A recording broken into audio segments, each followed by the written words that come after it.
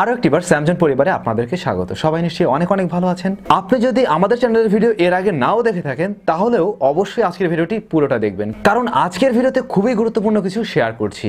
When is the right time to buy a smartphone, অথবা কখন আপনার একটি স্মার্টফোন চেঞ্জ করা উচিত বা পুরনো ফোনটাকে পাল্টে নতুন একটা ফোন কেনা উচিত। প্রত্যেক মাসেই নতুন নতুন মোবাইল ফোন আসছে এবং আপনি চিন্তা করছেন আমার ফোনটা পুরনো হয়ে গেল বোধহয়, আমার নতুন ফোন কেনা উচিত। 2 মাস আগে মোবাইল ফোনটা কিনেছেন, নতুন আরেকটা ফোন সেই দামেই চলে এসেছে যেটাতে কিনা আরও পারফরমেন্স ভালো, আরও ভালো কিছু নিয়ে আসা হয়েছে, আরও নতুন নতুন ফিচার্স রয়েছে।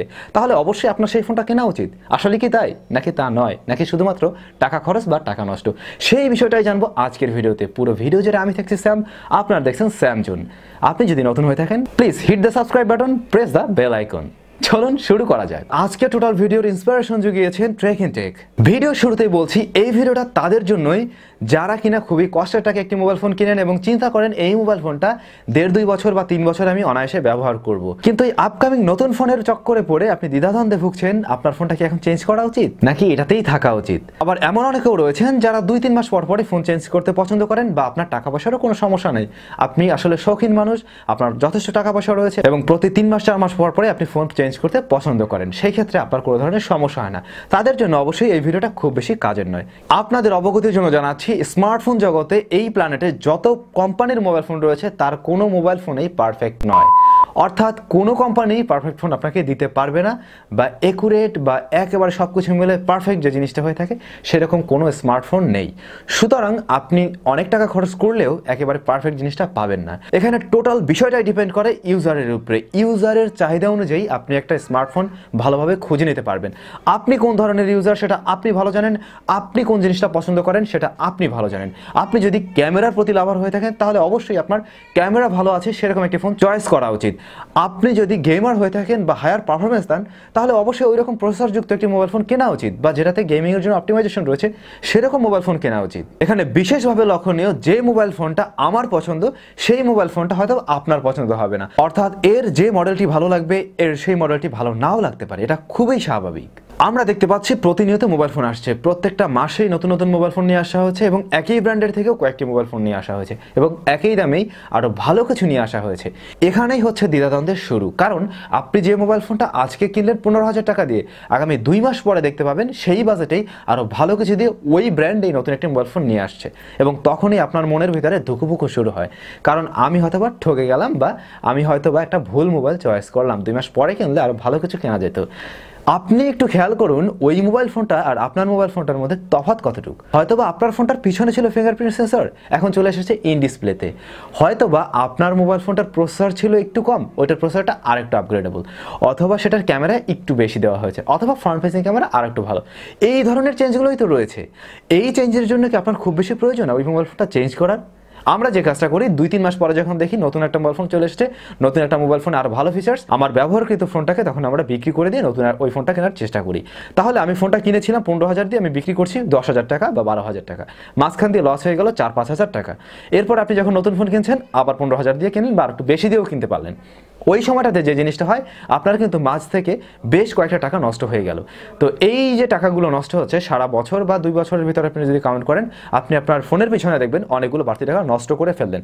বাস্তবিক অর্থে আপনি আপগ্রেড করছেন কিন্তু খুব অল্প, যেটা কিনা আপনার রেগুলার লাইফে খুব বেশি প্রয়োজন ছিল না। কারণ অ্যাজ এ রেগুলার ইউজার, বা আপনি যখন একটা ফোনের সাথে ইউজ টু হয়ে যাবেন, প্রত্যেকদিন ব্যবহার করছেন, আপনার অন্যান্য কাজের সাথে সবকিছু মিলে যখন ব্যবহার করছেন, তখন দেখবেন ওই যে ছোট ছোট আপগ্রেডেবল যে জিনিসগুলো যেগুলো নিয়ে এসেছিল, যেগুলোর জন্য আপনি ফোন সুইচ করেছেন, সেই জিনিসগুলো বাস্তবিক অর্থে আপনার রেগুলার লাইফের সাথে কোনোভাবেই সম্পৃক্ত হচ্ছে না বা খুব বেশি প্রয়োজন হচ্ছে না। কারণ এই সমস্ত জিনিসগুলো কোম্পানিগুলো একটা গেমিক হিসেবে আমাদের সামনে শো আপ করে।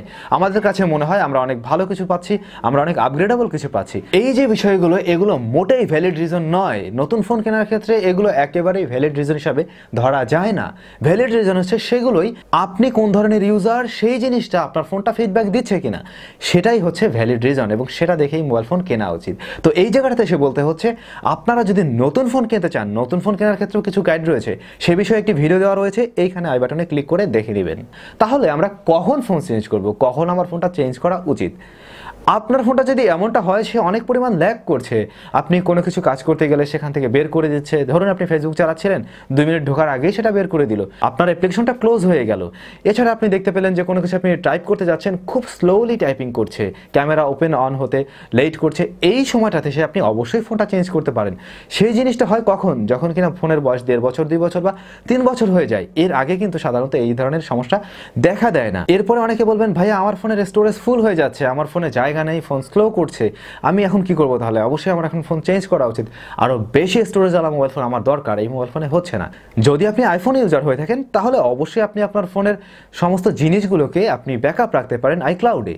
যদি কিনা আপনি অ্যান্ড্রয়েড ফোন ইউজার হয়ে থাকেন সেই ক্ষেত্রে আপনি আপনার ফোনের সাথে একটা মেমোরি কার্ড ব্যবহার করার সুযোগ পাচ্ছেন। ম্যাক্সিমাম ফোনে এসডি কার্ড ব্যবহার করা যায়, তাহলে আপনি একটা ভালো মানের এসডি কার্ড কিনুন, অ্যাটলিস্ট ক্লাস 10-এর একটি এসডি কার্ড অবশ্যই কিনবেন এবং সেটার ভিতরে আপনি আপনার ডেটাগুলোকে কপি করুন, অথবা আপনি সেগুলোকে গুগলে ব্যাকআপ রাখুন বা আপনার কম্পিউটারে ব্যাকআপ রাখুন। যে কোনো জায়গায় ব্যাকআপ রেখে আপনি আপনার ফোনের স্টোরেজটাকে ফাঁকা করে ফেলতে পারেন, তখন দেখবেন আপনার ফোনটা আলটিমেটলি আগের জায়গায় চলে এসেছে। আমার অনেক ভিডিওর নিচে আমি কমেন্টস পেয়ে থাকি ভাইয়া ওই মোবাইল ফোনটিতে তো আসলে 5G নেই, বা আমার কি এই মুহূর্তে 5G ফোন কেনা উচিত? আপনারা অনেকেই উঠে পড়ে লেগেছেন ওই মোবাইল ফোনটিতে 5G দেওয়া হয়েছে, তার মানে ওটাই আমার কিনতে হবে। কিন্তু বাস্তবিক অর্থে এই মুহূর্তে বাংলাদেশ বা ইন্ডিয়ার জন্য একটা 5G ফোন কি খুব বেশি দরকারি? আপনি যদি একটি 5G ফোন কিনেন সেইটার থেকে যে সাপোর্ট সেটা আপনি মোটেই এই মুহূর্তে পাবেন না। বাংলাদেশ এবং ইন্ডিয়াতে অ্যাটলিস্ট আরও 2 ইয়ার্স লাগবে 5G নেটওয়ার্ক চালু হতে, তখন পর্যন্ত আপনি এই ফোনটা নিয়ে নিশ্চয়ই অপেক্ষা করবেন না।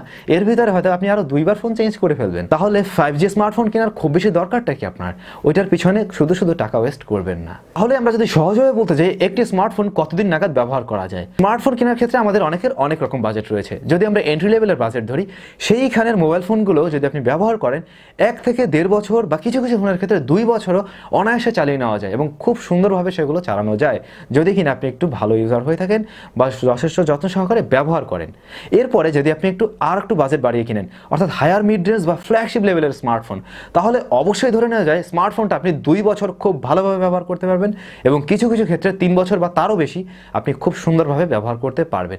এই সময়টাতে এই ধরনের ফোনগুলোতে সমস্যা হবার কথা নয়, তাহলে কেন এই সময়ের মাঝে আপনি নতুন করে ফোন চেঞ্জ করবেন? যেহেতু আমি ইউটিউবে রিভিউ করে থাকি সেই পারপাস অনেক ফোনেই আমার কাছে আসে, তারপরেও আমি কিন্তু আমার যে স্মার্টফোন আমি যে নিজের জন্য যে ফোন ব্যবহার করি সেই ফোন বারবার আমি চেঞ্জ করি না। আমার এই ফোনের আগে যে মোবাইল ফোনটা ছিল সেটা আমি 1 বছর ব্যবহার করেছি, 1 বছর প্লাস ব্যবহার করার পরেই আমি নতুন ফোনে কিন্তু সুইচ করেছি এবং এই মুহূর্তে যে মোবাইল ফোনটা রয়েছে সেটাও আমি চিন্তা করছি আগামী আরও 1 বছর খুব ভালোভাবে ব্যবহার করতে পারবো। তো পরিশেষে আপনাদের জন্য এটাই আমার বলার রয়েছে যে শুধুমাত্র এই ছোট ছোট আপগ্রেডের জন্য আপনি শুধু আপনার স্মার্টফোনটাকে চেঞ্জ করবেন না। যে মোবাইল ফোনটা কিছুদিন আগে কিনে ফেলেছেন সেটা নিয়ে আপনি খুব সুন্দরভাবে ব্যবহার করতে থাকুন, দেখুন ওই মোবাইল ফোনটাই আপনাকে খুব ভালোভাবে সাপোর্ট দিতে পারবে এবং আপনার সাথে সে খাপ খাইয়ে নিয়ে অনেকটা দূর এগিয়ে যেতে পারবে। ভ্যালিড রিজনের দিকে নজর দিন, অর্থাৎ আপনার যেটা প্রয়োজন সেই বিষয়টার দিকে গুরুত্ব দিয়ে আপনি একটা স্মার্টফোন কিনে সেটা ব্যবহার করতে থাকুন, দেখবেন সে বিষয়টা থেকে আপনি সঠিক বেনিফিটটা পাচ্ছেন। এখানে আবারও বলছি, যাদের কিনা শখ অন্যরকম রয়েছে, অনেক বেশি ফোন চেঞ্জ করতে পছন্দ করেন এবং টাকা পয়সা নিয়ে আপনার জন্য কোনো সমস্যা নয়, তারা অবশ্যই নতুন নতুন ফোন চয়েস করতে পারেন। নতুন নতুন ফোন আসলে নতুন নতুন ফিচার্স পাবেন, সে সমস্ত জিনিস ব্যবহার করতে পারেন। তাদের হিসাবটা একেবারে আলাদা। তবে আমার মতো যারা রয়েছেন তারা অবশ্যই এই রুলসগুলো ফলো করতে পারেন। এবারে পালা হচ্ছে আপনাদের কমেন্টসের উত্তর দেবার। আরমান ভাইয়া কমেন্টস করেছেন, শুধুমাত্র আরমান ভাইয়া নয় আরও অনেকেই এই কমেন্টসটি করেছেন। অনেকেই জানেন না আমি বাংলাদেশি নাকি ইন্ডিয়ান, বেশিরভাগই হয়তো বা জানেন। তো আসলে আমি হচ্ছি বাংলাদেশি, আর অবশ্যই আমার এপার বাংলা ওপার বাংলা সবাই আমার ভাই, সবাই আমার ব্রাদার, সবার জন্যই আমার সমান ভালোবাসা রয়েছে। শফিউল ইসলাম কমেন্টস করে জানতে চেয়েছেন, ভাইয়া মোবাইল ফোনে কি আমরা সবসময় ফাস্ট চার্জিং ইউজ করতে পারি? মানে এক্সট্রা যে ফাস্ট চার্জারগুলো কিনতে পাওয়া যায় সেগুলো দিয়ে কি সবসময় ফোনে ব্যবহার করা উচিত? তো ভাইয়া যদি আপনার প্রত্যেকদিন প্রয়োজন না হয় সেই ক্ষেত্রে ফাস্ট চার্জিং সবসময় ব্যবহার করার দরকার নেই। যদি কিনা আপনার প্রয়োজন হয় সেই ক্ষেত্রে ব্যবহার করতে পারেন। ট্রাই করবেন ফোনের সাথে অরিজিনাল যে চার্জারটি দিয়ে দেওয়া হয় সেটাই ব্যবহার করার জন্য, তবে প্রয়োজন অনুযায়ী মাঝে মাঝে ব্যবহার করতে পারেন। বন্ধুগণ, ভিডিওটি আপনাদের কেমন লাগলো? ভিডিওটি ভালো লাগলে অবশ্যই একটু লাইক করবেন। আপনাদের লাইকগুলো আমাদেরকে আরও বেশি ইন্সপায়ার্ড করে এবং কমেন্টস করে আপনার মতামত জানাবেন আর শেয়ার করতে পারেন আপনার বন্ধুদের সাথে। ভিডিওটিতে কমেন্টস করুন, আপনার কমেন্টসের উত্তর আমি অবশ্যই দিয়ে দেবো। ভালো থাকুন, সুস্থ থাকুন আর চ্যানেলটি সাবস্ক্রাইব করে আমাদের সাথেই থাকুন। দেখা হবে পরবর্তী ভিডিও।